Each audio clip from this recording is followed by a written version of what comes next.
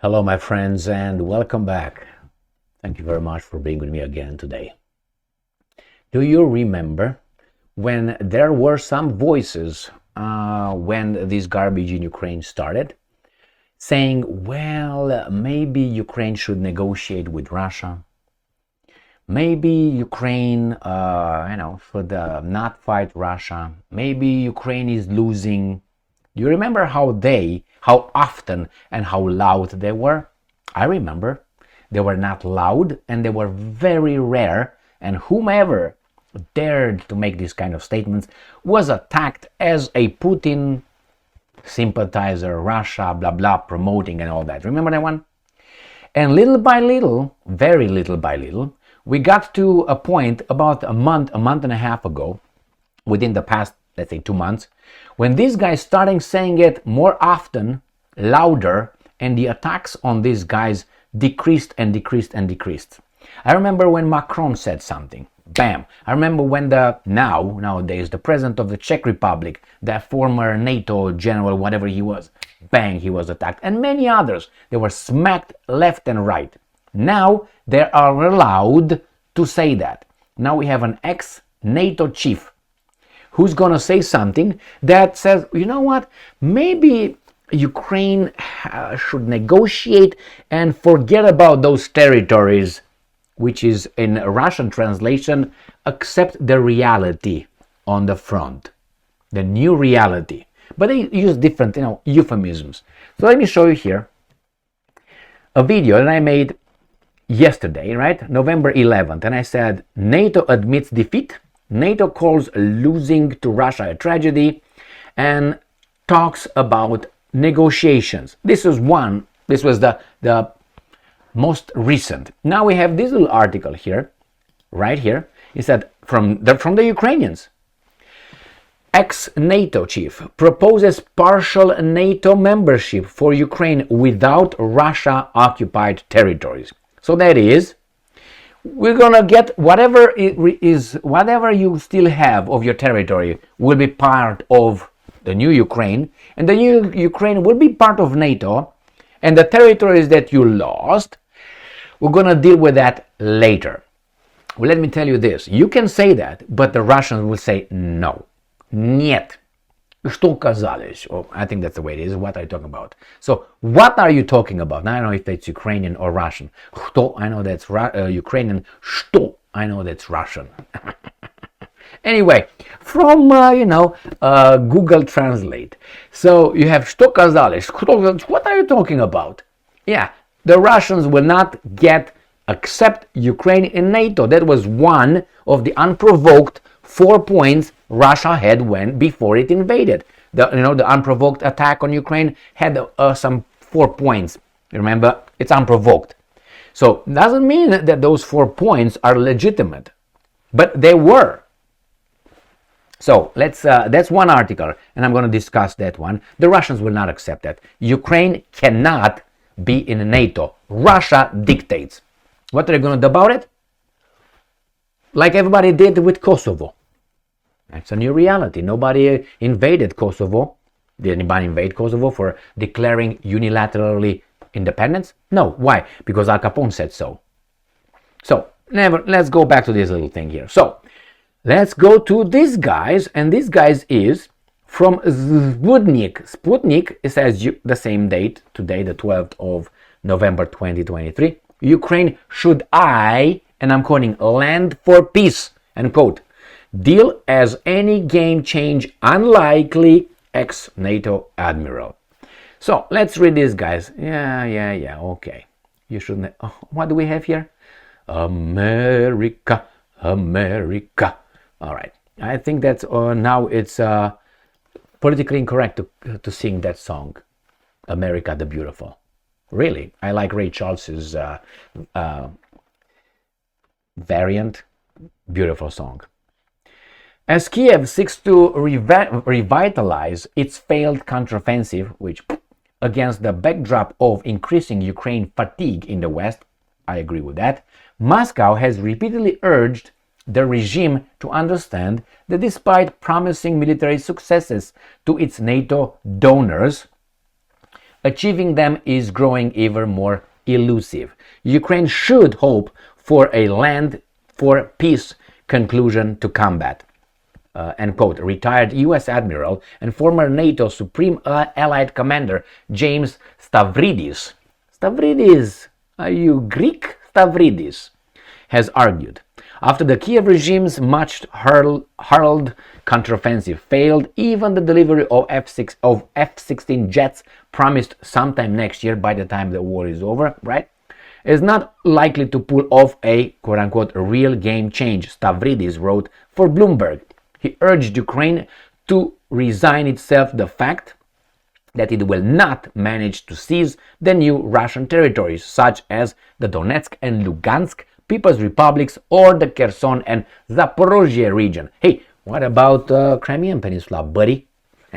And I'm quoting, "This will probably dog down into a frozen conflict. The sooner larger combat operations stop, the sooner the Ukrainians will begin to reconstruct," Stavridis wrote. So, and I'm quoting Stavridis, "The lessons of Korea pertain for Ukraine.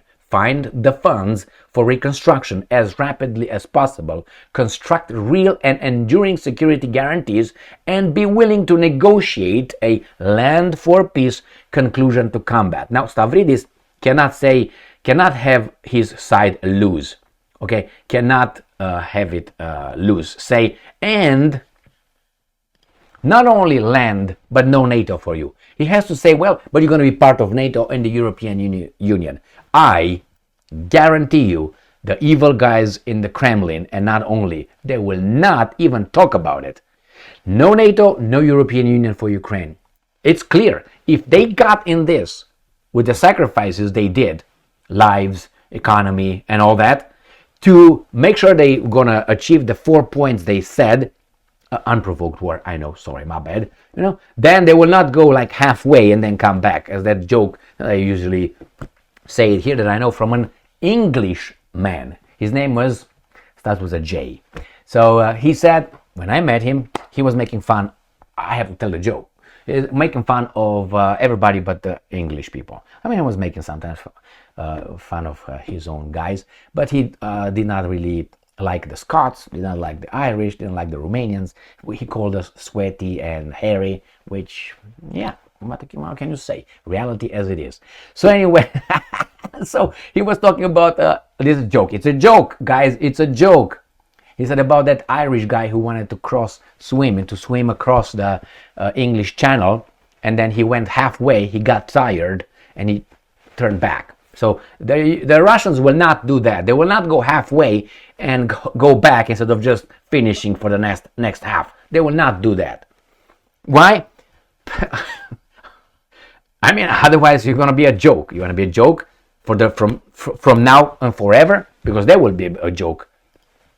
And I'm quoting, "This is a realistic scenario," claims Stavridis. According to Stavridis, Western firms are already eyeing staking out their claims to post-war construction activities in Ukraine. The Russians will not allow that to happen, Stavridis. But he can't say that yet. "In such aspects as mass communication, blah, blah, blah, the overall value of the frozen Russian sovereign assets in Europe since blah, blah, blah." So he wants to reconstruct it with the Russian assets. And he says, "Nevertheless, the ex-commander waxed lyrical in his article, and enthusing that a Korean-style miracle of reconstruction could be on the horizon for Ukraine." No, I don't think so. The Russians will not agree with that. And let's go to the other article, the New Voice of Ukraine. The same date, ex-NATO chief proposes partial. Okay, let's see, this is Stavridis. You don't look Greek to me, but anyway, who knows, 50th generation. Former NATO Secretary General Andreas, oh, this is another one, what the hell? Was that Stavridis? These two, oh, these are two things. My bad, I didn't even read it. You see? I don't read it anyway. So, so this is the Rasmussen, former NATO Secretary General Anders Fogh Rasmussen, believed that Ukraine could join the alliance, but the collective self-defense would not be extended to the Russian-occupied territories, The Guardian reported. So we got Stavridis, which is this guy, not this guy, this is the weasel. I don't know about Stavridis, but anyway, it says here, This is a supreme Ukraine land for peace. And this is former NATO Supreme Allied James Stavridis. Okay, man. All right, now we got it. No problem. It's the same thing because the title is the same. But two different people. This even makes my case even stronger, that these guys are really dropping Ukraine like a hot potato. Hey, you take it, you take it. No, I don't want it. It's too fat for me. But we'll see. So it says here, that would mean that Ukraine could declare Article 5 in response to an attack on a territory it currently controls only and not occupied areas. My man, you're dreaming of a white Christmas. Rasmussen argues that partial membership would warn Russia. I don't even have to go further than that. I mean, this is idiotic. Rasmussen is confident that if Russia-controlled territories are excluded from Article 5, the threat of a Russian-NATO conflict would be reduced. All right, let me tell you, what's his name? Read my lips. Russia, China, will not agree to that ever. Why? We're not going to go halfway, get tired, and swim back. Okay, I don't think the Russians will do that, but maybe we're going to find out, right, Jay? All right, my friends, here it is. You got two. The former NATO blah, blah, blue, blah, blah, blue. What's his name? What's his title here? NATO Secretary, former NATO Secretary General Anders Fogh Rasmussen, and the other one is James Stavridis. Oh, yes, James Stavridis. Or James Hetfield from Metallica. All right, my friends. Thank you very much for being with me again today. Stay strong, stay smart, look for the truth, and be just.